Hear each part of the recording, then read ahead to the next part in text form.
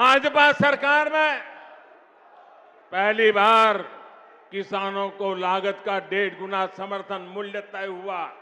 पहली बार किसानों को बैंक खाते में उनकी उपज का पैसा मिलना सुनिश्चित हुआ। पहली बार किसानों को इनाम के रूप में राष्ट्रीय मंडी मिली है।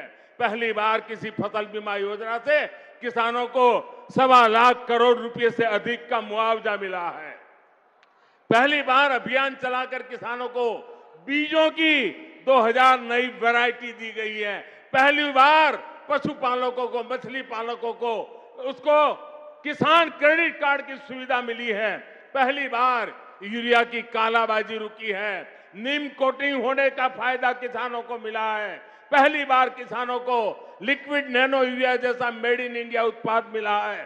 पहली बार अभियान चलाकर देश के 11 करोड़ किसानों को 11 करोड़ से अधिक सॉइल हेल्थ कार्ड दिए गए हैं। पहली बार किसानों के लिए पीएम किसान सम्मान निधि जैसी योजना शुरू हुई है। इसके तहत अभी तक 11 करोड़ किसानों को करीब 2.5 लाख करोड़ रुपए मिल चुके हैं। साथियों, ये बीजेपी की ही सरकार है जिसने गेहूं और धान की खेती के अलावा भी किसानों को आय के दूसरे साधनों पर और ज्यादा काम किया है। पहली बार देश में दालों का उत्पादन बढ़ाने और एमएसपी पर दलहन की खरीद के लिए इतना बड़ा अभियान चलाया गया।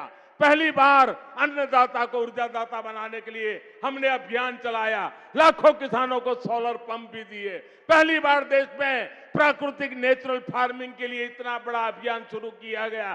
पहली बार शहद का उत्पादन बढ़ाने और उसके निर्यात के लिए भी बीजेपी सरकार ने विशेष मिशन चलाया।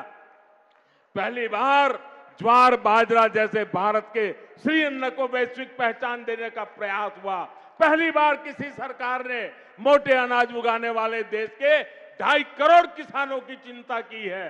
भारत के प्रयास से ही संयुक्त राष्ट्र ने 2023 को मोटे अनाज का अंतर्राष्ट्रीय वर्ष घोषित किया है। इन सब का फायदा यहां राजस्थान के किसानों को हुआ है, इस क्षेत्र के किसानों को हुआ है।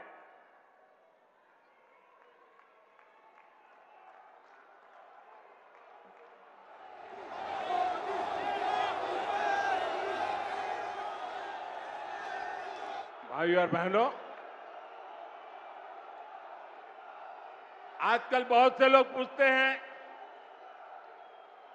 कि देश में जो विकास के बड़े बड़े काम हो रहे हैं उसके लिए ये मोदी इतने पैसे लाता कहां से है।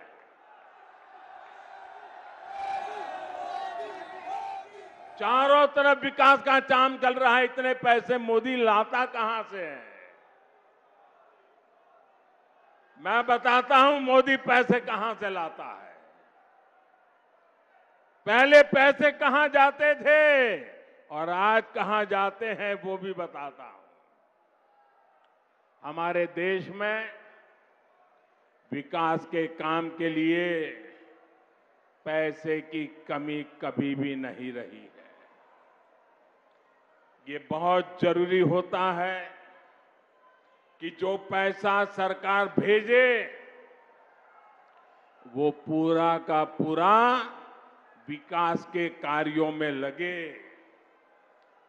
लेकिन कांग्रेस ने अपने शासन में देश का खून चूसने वाली ऐसी भ्रष्ट व्यवस्था बना दी थी जो देश के विकास को खाए जा रही थी, खोखला कर देती थी। कांग्रेस के नेता पूर्व प्रधानमंत्री राजीव गांधी ने सार्वजनिक रूप से माना था कि कांग्रेस सरकार 100 पैसे भेजती है, 1 रुपया अगर भेजती है तो 100 पैसे में से 85 पैसे भ्रष्टाचार की भेंट चढ़ जाते थे। कांग्रेस हर योजना में 85% कमीशन खाने वाली पार्टी है। साथियों, बीजेपी सरकार ने बीते 9 वर्षों में जो देश का इतना विकास किया है वो इसलिए संभव हो पाया क्योंकि बीजेपी कांग्रेस की लूट के रास्तों को ही बंद कर रही है। बीते 9 वर्षों में बीजेपी सरकार ने आधुनिक हाईवे और रेलवे पर करीब 24 लाख करोड़ रुपए खर्च किए हैं। हाईवे और रेलवे 24 लाख करोड़। अगर कांग्रेस की सरकार होती और राजीव गांधी ने जो कहा था उस प्रकार से अगर हम विचार करें तो इसमें से 24 लाख करोड़ में से 20 लाख करोड़ रुपए बीच में ही लूट जाते। न रेल बनती न रोड बनता। बीते 9 वर्षों में बीजेपी सरकार ने 29 लाख करोड़ रुपए डायरेक्ट बेनिफिट ट्रांसफर डीबीटी के माध्यम से सीधे गरीबों के बैंक खाते में जमा किए। अगर कांग्रेस सरकार होती तो इसमें से 24 लाख करोड़ रुपए 85 पैसों के हिसाब से 24 लाख करोड़ रुपए बीच में ही लूट जाते। साथियों, और जब लूट की बात होती है ना तो कांग्रेस किसी में भेदभाव नहीं करती। कांग्रेस देश के हर नागरिक को, गरीब हो, दलित हो, पीड़ित हो, शोषित हो, वंचित हो, आदिवासी हो, अल्पसंख्यक हो, दिव्यांग हो, महिला हो, युवा हो, सबको समान भाव से लूटती है।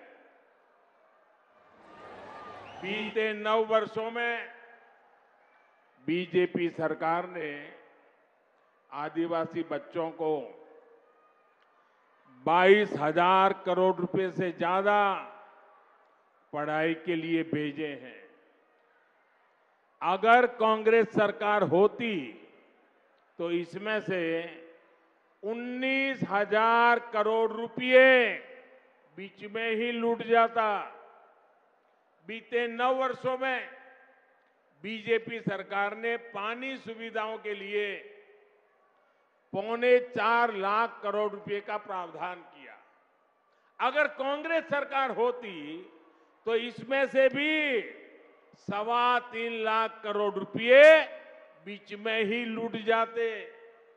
आप कल्पना कर सकते हैं इसका कितना बड़ा नुकसान हमारी राजस्थान की माताओं, बहनों, बेटियों को भी उठाना पड़ता।